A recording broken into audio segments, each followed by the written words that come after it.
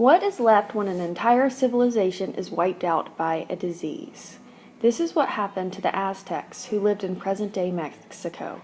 The Aztecs created a powerful empire built on agriculture and trade. They built huge pyramids dedicated to the many gods of their polytheistic religion.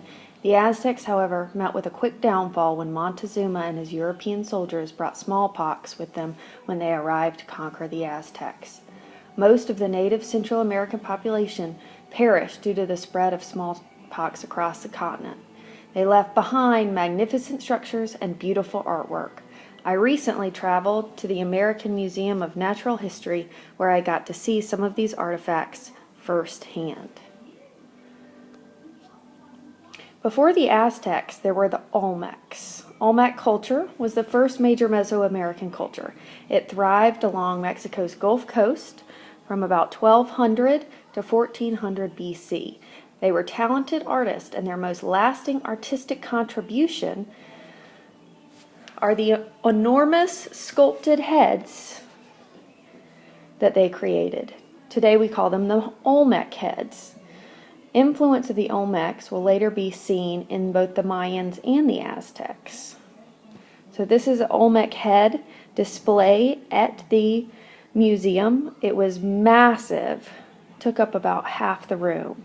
It was very, very powerful to see in person just because of how large it actually was. The Aztecs settled in a valley near present-day Mexico City. They became known for their fabulous wealth, their powerful rulers, and their polytheistic religion that prescribed human sacrifice. So this illustration up here in this display shows an Aztec ceremonial plaza that is based on both archaeological finds and 16th century descriptions from the European conquerors of the civilization. Down here, this is a model of one of the pyramids. You can see there's two staircases leading up. This would have been a temple for one god and this for another. Now, at the top of this pyramid up here, there were and potentially at the top of these pyramids too, but some of the human sacrifices that the Aztec religion required. That's where those sacrifices would have taken place. These are some other models of Aztec religious structures and temples. Here we have model figurines. So these would have been models. These were household god and goddesses. So people would have had these, Aztecs would have had these in their homes, and they would have used these to worship to their gods and goddesses with these little figurines. These are about 2 to 3 inches high.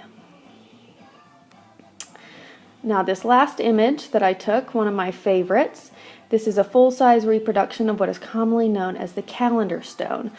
However, the stone of the sun is not actually a calendar. All of the symbols on the stone relate to the sun and accent the sun's role in Aztec belief and religion. So I really enjoyed my time at the American Museum of Natural History. I loved seeing artifacts from cultures that I had learned about. I feel like it really allowed me to understand the Aztec culture a lot better and get a better sense of just how enormous these creations were. You can see here this went from floor to ceiling. So this was a massive, massive structure when it was originally built.